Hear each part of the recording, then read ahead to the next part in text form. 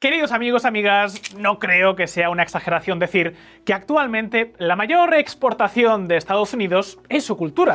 De hecho, es un fenómeno extraño de esta era moderna, la cantidad de conocimientos que en el resto del mundo tenemos sobre Norteamérica. Un flujo de conocimientos que, en su mayor parte, solo va hacia una dirección. Por ejemplo, en política todos solemos opinar sobre Donald Trump, Joe Biden o Ron DeSantis, pero es difícil encontrar a un estadounidense que sepa algo más que el nombre del primer ministro de otro país. No hablemos ya de otros políticos. Y de eso del primer ministro ya, de hecho, es mucho decir. La razón de esta desconexión la podemos resumir en una sola palabra: Hollywood. Es decir, se debe a la capacidad de Estados Unidos para rentabilizar el entretenimiento y hay un sinfín de factores que lo han ocasionado. Para empezar, la razón por la que California se convirtió en el centro neurálgico del cine estadounidense no se debió a que allí hubiera un exceso de talento ni a sus excelentes lugares de rodaje, sino a que California era el lugar donde más lejos se podía estar de Nueva York. Esto dificultó a la Edison Motion Pictures Company, con sede en Nueva York, demostrar que los florecientes estudios utilizaban sus cámaras y películas, evitando así el pago de los enormes derechos de autor que conllevaba el uso de dichos equipos. Este dinero, que de otro modo habría llevado a los estudios a la bancarrota, se invirtió en mejorar la cantidad de las producciones cinematográficas, de modo que muy pronto llegaron a ser mejores que las de cualquier otro estudio del mundo. Eso hizo que la demanda de medios de comunicación estadounidenses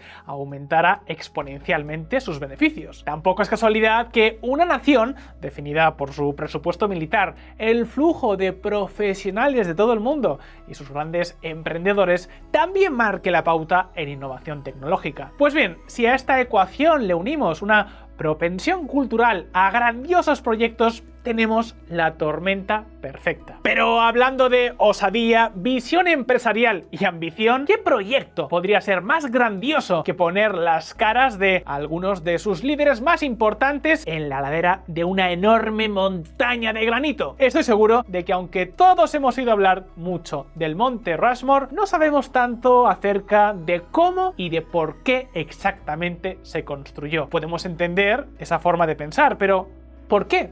¿Y por qué precisamente en Dakota del Sur? De hecho, si intentáramos pensar en algo que tuviera sentido para un estadounidense y que sin embargo tiene cero sentido para nosotros, sería tallar los rostros de unos líderes en una montaña. ¿No os parece? Pues prestad mucha atención a esta increíble historia. ¡Arranquemos!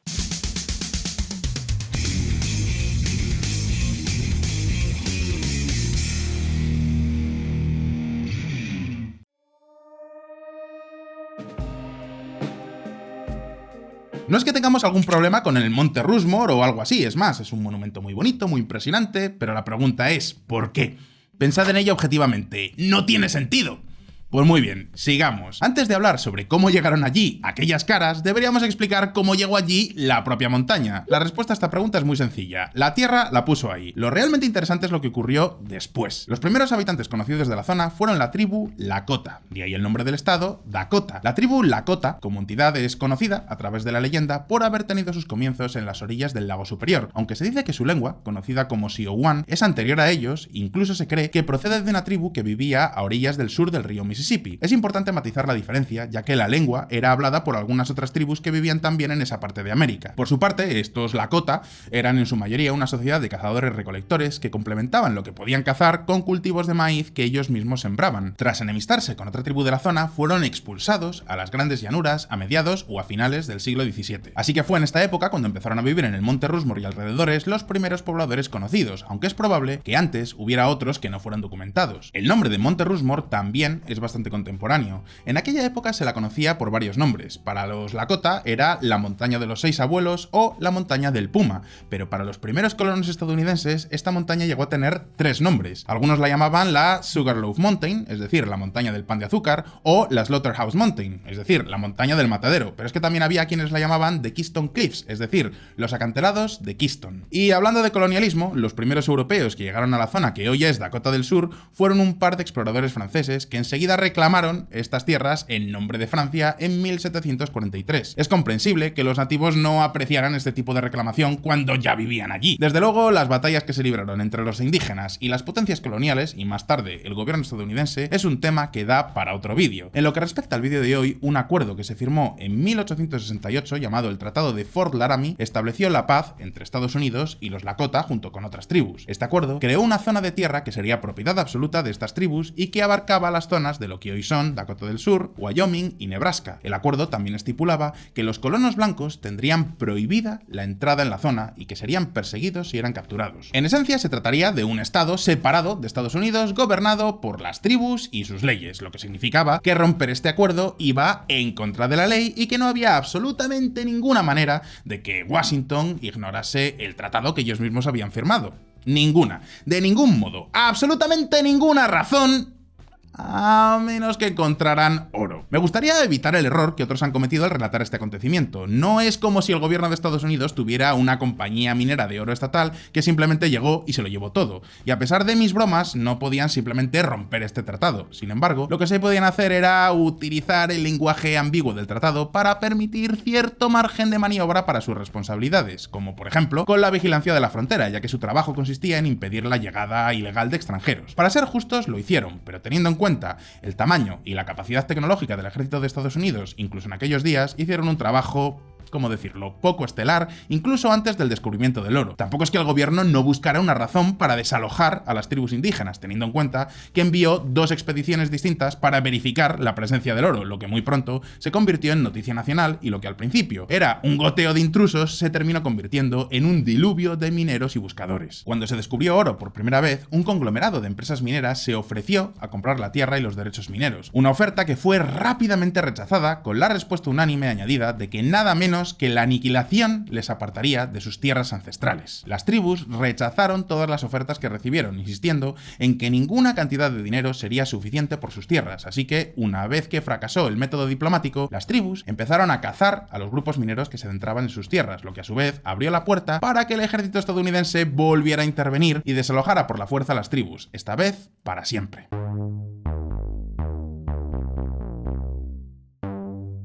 En todas las tierras que se tomaron había también una pequeña cresta que en aquella época se conocía como 6 abuelos. La tierra fue propiedad casi exclusiva de las tribus locales hasta el momento en que fue anexionada por los Estados Unidos. Y una vez abiertas las compuertas, buscadores de todo el país se desplazaron por toda la zona, cartografiándola minuciosamente y buscando oro a su paso. Un acaudalado inversor llamado Charles E. Rushmore empezó a visitar la zona con regularidad para cazar y buscar oro. Tan inocua como la mayoría de las demás crestas de mármol de aquella parte del mundo, tuvo que pasar mucho tiempo desde la anexión de la Gran Reserva Sioux para que esta cresta fuera rebautizada con el nombre de aquel inversor. En 1930, la Junta de Nombres Geográficos de los Estados Unidos la reconoció oficialmente como Monte Rushmore. Aunque la mayoría de los picos también recibieron un nombre, este destacaba por varias razones.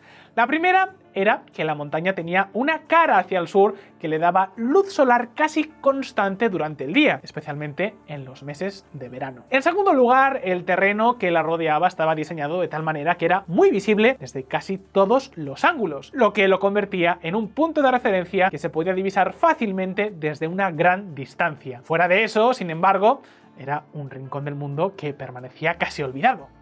A medida que pasaban las décadas y Estados Unidos pasaba de ser un estado floreciente a estar envuelto en guerras civiles y disputas territoriales, la montaña permanecía tan inmutable como siempre. Se limitó a observar cómo Estados Unidos se convertía en una potencia manufacturera internacional y empezaba a desarrollar su propia personalidad como protector de la libertad, mientras se convertía en el centro de revoluciones de todo tipo, ya fueran técnicas, financieras, industriales o culturales. Mientras, todo y más cambiaba a su alrededor. La montaña permanecía inmutable como siempre, ajena a todo lo que ocurría a su alrededor. alrededor. Pero fueron de hecho todos estos cambios los que se interesaron por la montaña. Al llegar la década de los 20, América estaba irreconocible y deseosa de dejar constancia de su posición. En 1923, un historiador, Jonah Robinson, que dirigía la Junta Histórica de Dakota del Sur, concibió la idea de hacer un gran monumento conmemorativo a las personas que habían contribuido a dar forma a los Estados Unidos modernos, presentándolo como un medio para aumentar el turismo en la zona. Para él, este monumento sería para las personas que destacaron por su impacto en la historia de Estados Unidos. Sería una representación de los grandes pasos que la nación había dado para llegar hasta donde se encontraba en ese momento. Y las montañas de granito de las Colinas Negras serían el lugar perfecto para hacerlo. Robinson consiguió convencer al escultor Gutzon Borglum para que hiciera un viaje a las Colinas Negras y examinara el lugar elegido. Al principio iba a ser en un lugar formado por pilares de granito, llamado Las Agujas. Sin embargo, después de visitarlo, Borglum llegó a la conclusión de que las agujas eran demasiado delgadas e inestables para ser capaces de soportar cualquier tipo de construcción pesada. Mientras Borglum se desplazaba por las Colinas Negras, vio una montaña con una cara orientada al sur y una topografía que se adaptaba a ser vista desde casi 180 grados. Se trataba, por supuesto, del monte Rushmore. Llevó esta idea a Robinson, que al principio se resistió, pero tras visitarlo aceptó que, efectivamente, ese era el lugar perfecto. Así pues, Robinson y Borglum empezaron a proponer la idea a varios inversores. Robinson se la presentó al senador del estado y este, a su vez, al Congreso. Mientras tanto, Borglum comenzó a encontrar inversores privados con sus supuestos amigos ricos. Lo que nos lleva a la gran pregunta: ¿a quién iban a poner realmente en la montaña? Ahora, cuando oímos hablar del Monte Rushmore, pensamos instintivamente en estos cuatro rostros: George Washington, Thomas Jefferson, Teddy Roosevelt y Abraham Lincoln. Siendo historiador, Robinson conocía la historia de aquella tierra y conocía la historia de la nación mejor que ningún político. Cuando dijo que quería hacer un monumento a las personas que habían dado forma a los Estados Unidos modernos, no se refería a los presidentes. Originalmente planeó una propuesta mucho más inclusiva, un monumento a aquellos que habían dado forma a la nación tanto física como culturalmente. Su propuesta inicial era que el monumento estuviera dedicado a personajes como Lewis y Clark, Buffalo Bill o líderes de la tribu Lakota como Nube Roja y Caballo Loco. Sin embargo, los poderes fácticos, es decir, Borglum y el Congreso, consideraron que el monumento tendría un mayor atractivo si se centraba en los presidentes y no en los exploradores y líderes tribales. Se decidió que la imagen de los presidentes mencionados sería una obra realmente grandiosa. En algún momento de este proceso, Borglum se encaprichó con la idea de este gran monumento. Tal vez vio que iba a convertirse en uno de los monumentos más reconocibles del mundo. Lo más probable, sin embargo, es que llegara a verlo como su obra magna y un medio de grabar su nombre en los libros de historia. Muy pronto, su visión empezó a eclipsar la de Robinson. Y más que eso, empezó a eclipsar al propio Robinson. Fue idea de Borglum cambiar los temas del monumento y, para ser justos, sin ello no es seguro que el proyecto hubiera podido superar la fase de financiación. Por su parte, Borglum supo sacar partido del patriotismo de los inversores privados, ya que presentar un monumento a los padres de la nación resulta mucho más sencillo, especialmente si hablamos de política. Por ejemplo, al presidente Calvin Coolidge le encantó la idea de tener un monumento en el que aparecieran dos republicanos y un demócrata. Coolidge, por supuesto, era republicano. En palabras de Borglum, los presidentes seleccionados representaban facetas clave que dieron lugar a los Estados Unidos modernos. Washington, Jefferson, Roosevelt y Lincoln representaban el nacimiento, crecimiento, preservación y desarrollo de la nación, respectivamente. La financiación total del proyecto ascendía a $1 millón, lo que equivale a unos 20 millones actuales. Aunque la mitad de esta cantidad procedería de la inversión privada y por lo general solo llegaba a cuentagotas a lo largo del proceso, Borglum quería empezar cuanto antes. Así que, una vez que hubo fondos suficientes para pagar el inicio de la construcción y se obtuvieron todos los permisos de planificación, se procedió a la construcción.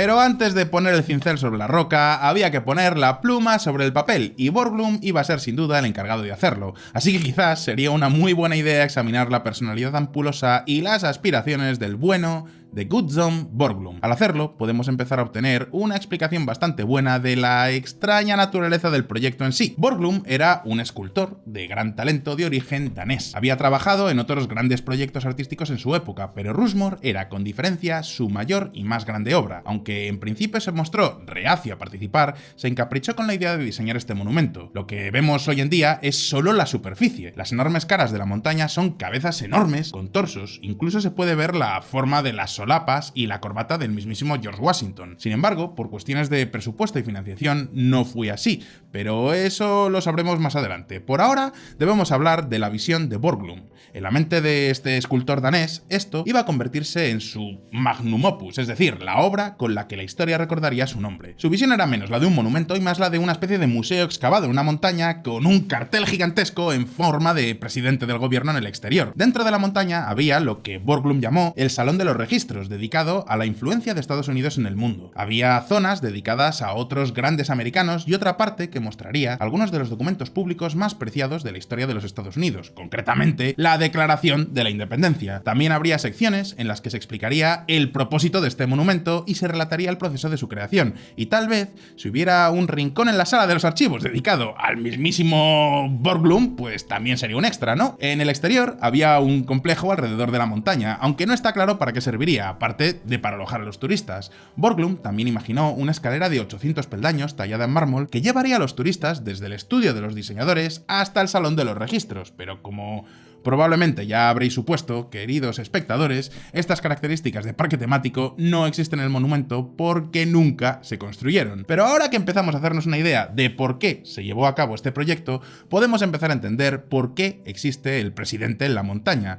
Tenía poco que ver con el proceso de construcción de un monumento y más con la construcción de una fortaleza de temática estadounidense. Aunque esta no es la idea original, en esto se convirtió y es una muestra de lo mucho que han cambiado proyectos como este a lo largo de los años. Lo que hoy sería una iniciativa plagada de controversias, problemas de conservación y empresas constructoras compitiendo con los contratos era entonces algo muy sencillo. Esta, por cierto, es la parte más indicativa del tipo de cambio cultural que se ha producido en Estados Unidos desde los años 20 y 30. Por un lado, la población en general aún no era consciente o no aceptaba la difícil situación de los pueblos indígenas de América, pero es que por el otro lado, la posición de Estados Unidos era de poderío manufacturero, ¿verdad? Los proyectos enormes y grandiosos que enfatizaban un poder proyectado sobre la naturaleza eran una parte muy importante del Estados Unidos en aquella época. Ojo, esto no quiere decir que este tipo de ideas no sigan estando entre nosotros hoy en día, pero estaréis de acuerdo en que son mucho menos pronunciadas. Además, Estados Unidos empezaba a enfrentarse a las demás superpotencias internacionales de la época, pero mientras las antiguas superpotencias tenían su tradición,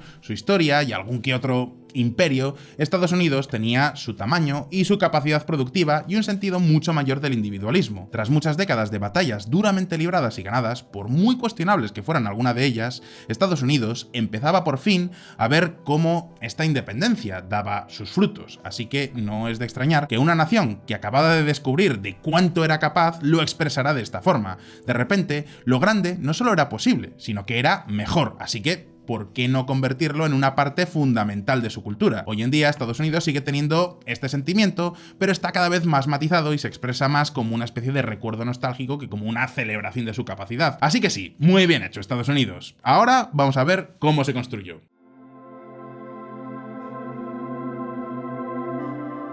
Como era de esperar, la extracción de un montón de roca con forma de cara de la ladera de una montaña de granito no fue una tarea fácil. El caso es que una vez terminado el proceso de diseño, solo quedaba construirlo. En solo unos meses, este remanso de difícil acceso se convirtió en una bulliciosa vía de artesanos, mineros y montañeros. En el debate que rodeó al proyecto, la gran mayoría estaba de acuerdo, al menos, en que la incorporación de los dos presidentes más famosos de Estados Unidos era una conclusión inevitable: Washington y Lincoln. Borglum afirmó que eligió a Thomas Jefferson por su labor en la casi duplicación del tamaño de Estados Unidos durante su época con la compra de Luisiana, y Teddy Roosevelt por su labor en la creación del Servicio de Parques Nacionales. Los diseños, como ya se ha mencionado, exigían que las figuras presidenciales estuvieran representadas de la cabeza a la cintura. El monumento que tenemos hoy mide 18 metros de altura, desde la coronilla hasta la barbilla. Sin embargo, si se hubiera construido tal y como se diseñó originalmente, estas colosales figuras habrían tenido teóricamente unos 73 metros de altura. Esto era, por supuesto, tremendamente ambicioso, pero Borglum y todos los demás debían sentirse muy ambiciosos porque este primer diseño fue aprobado. Y así, el 4 de octubre del 27, solo 4 años después de que Robinson presentara la idea, comenzó la construcción. A lo largo del proyecto, un total de 300 trabajadores participaron directamente en las obras. La zona se convirtió rápidamente en un ajetreado lugar de trabajo. Lo primero que se construyó fue una escalera que permitiría a los trabajadores subir y bajar de la cima a la montaña. Luego, al cabo de un tiempo, se construyó un sistema de teleférico para facilitar el traslado de maquinaria pesada hasta la cima. Una vez hecho esto, se instaló en la cima un sistema de poleas hidráulicas que permitiría a los trabajadores descender hasta la cara de la montaña. Como ya hemos dicho, nadie había intentado antes este tipo de proyecto, así que hubo que inventar o adaptar mucha tecnología. En primer lugar estaba el aparejo, que era lo que garantizaba la seguridad de los trabajadores mientras trabajaban en la montaña. Para solucionarlo, Borglum y su equipo adaptaron un tipo de arnés llamado asiento Boson, que se diseñó originalmente para la marina con el fin de permitir el acceso a las jarcias de un barco. Luego estaba el pequeño asunto de cómo manejar maquinaria pesada en la ladera de una montaña sin que ésta se caiga. No sé si alguna vez has utilizado un martillo neumático. Yo no lo he hecho nunca, pero se aconseja que no se haga colgado a varios cientos de metros del suelo. Luego estaba el uso de taladros neumáticos, que como probablemente ya sabrás, requieren de un compresor neumático. Y no es particularmente fácil montar un compresor neumático en la ladera de una montaña. Así que tuvieron que traer algunos de los compresores neumáticos más potentes del mundo y colocarlos en la base del acantilado. La distancia añadida requería la potencia extra. Sin embargo, en las primeras fases de la construcción, o mejor dicho, de la destrucción, estos taladros eran actores secundarios frente a la verdadera estrella del espectáculo, la dinamita. Mucha, pero que mucha dinamita. El trabajo comenzó con George Washington. Primero se dedicaron a eliminar las partes más grandes de la pared rocosa, dándole la forma general de una cara. Para ello utilizaron dinamita, perforaron agujeros en la pared rocosa, colocaron la dinamita y la detonaron. Esto, por supuesto, habría sido un trabajo bastante hábil si se supiera cómo reaccionaría la roca, cuánta dinamita utilizar y dónde. Como os podréis imaginar, podría convertirse en un gran contratiempo, qué sé yo, que la nariz de George quedará fuera del centro. Sin embargo, desde el primer día, los trabajadores se sintieron muy orgullosos de lo que hacían. Como podréis imaginar, participar en este proyecto suponía un gran honor. Borglum era ambicioso, pero aún más inspirador. Sabía cómo motivar y se centró en la grandeza patriótica del proyecto para motivar a sus trabajadores, consiguiendo sacar lo mejor de ellos. Por supuesto, este carisma se veía atenuado por su actitud intimidatoria el resto del tiempo. En general, el trabajo se realizaba con un entusiasmo que permitía avanzar rápidamente, hasta que se paraba. ¿Recuerdas a los supuestos amigos ricos de Borglum? Bueno, pues eran más bien sus inexistentes amigos ricos.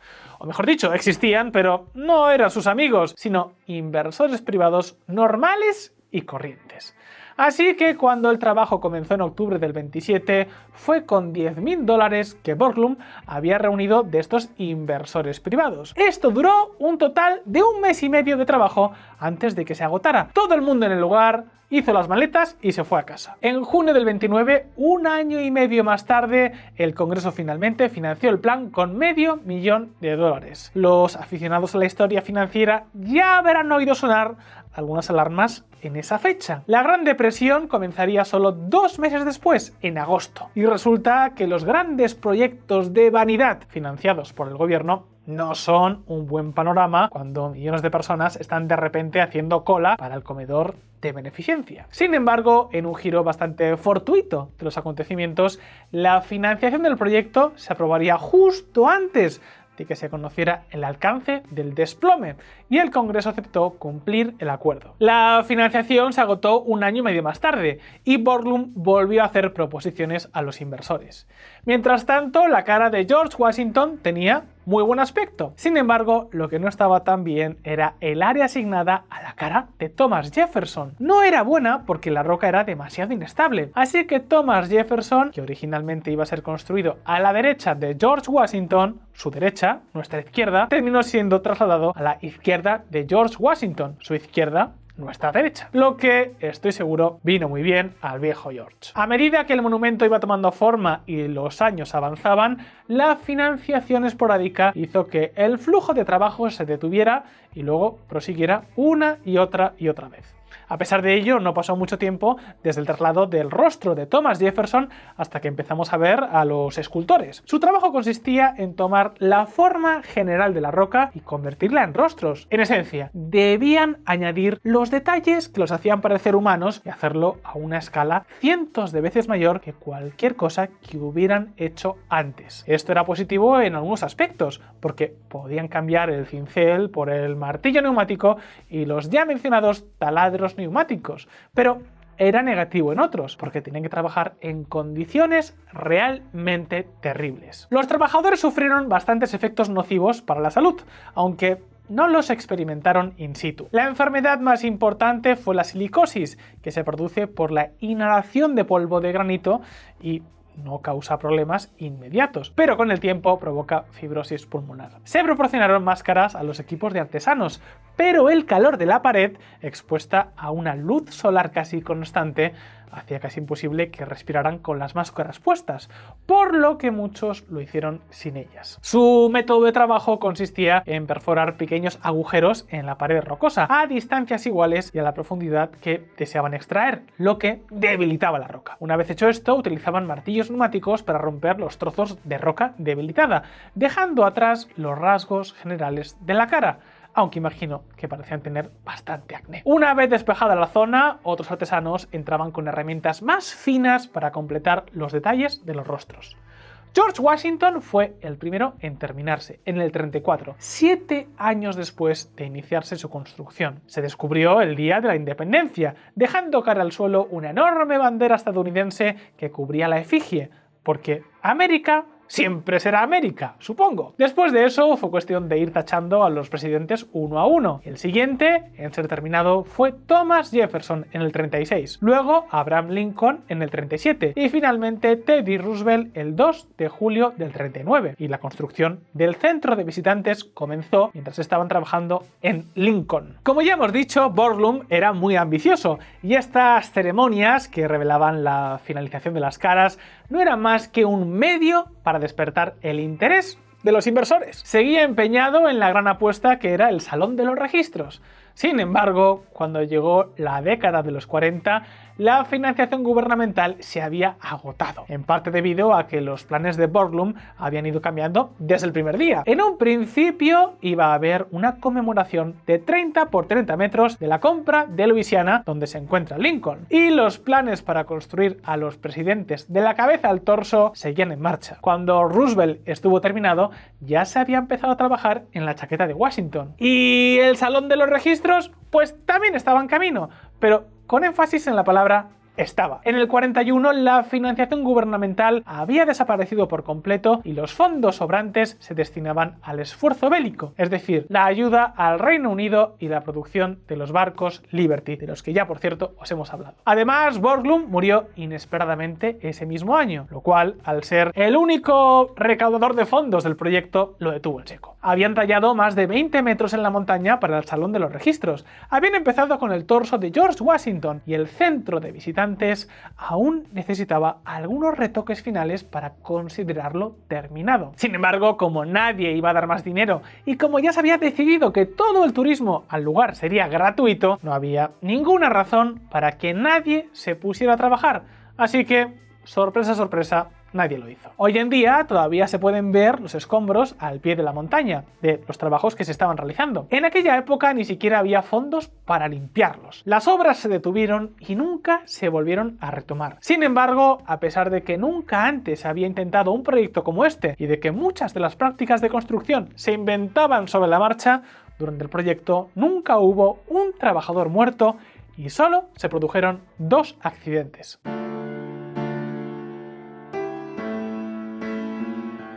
Tras la muerte de Borglum y el comienzo de la Segunda Guerra Mundial, el recién terminado monumento atrajo la atención del público, recibiendo una asistencia de 390.000 personas en el primer año. En los años de la guerra, especialmente entre el 43 y el 45, las cifras descendieron, pero desde entonces hasta ahora han aumentado, con algunos descensos puntuales en épocas de turbulencias financieras. En el año 2010 se estableció un récord de asistencia con 2,3 millones de asistentes en un solo año. Culturalmente, ha llegado a representar a la América del siglo XX y, como ya hemos dicho, era un lugar muy diferente a la América moderna y al mundo moderno. En los últimos años se ha sugerido que debería haber varias adiciones diferentes a la cara de la montaña, desde líderes tribales como Nube Roja o Caballo Loco, hasta políticos como Ronald Reagan o Barack Obama. La mayoría han sido rechazadas debido a que la gran mayoría de la roca estable estaría ocupada por los habitantes originales de la montaña. También está la cuestión de la financiación y el revuelo que supondría cambiar un monumento estadounidense tan emblemático y característico. Sin embargo, esto no quiere decir que no se hayan hecho ningunos cambios en la montaña en los años posteriores a la muerte de Borglum. Muchas décadas después de su muerte, la familia ha intentado completar el diseño que el artista estableció originalmente hace muchas décadas. Por ejemplo,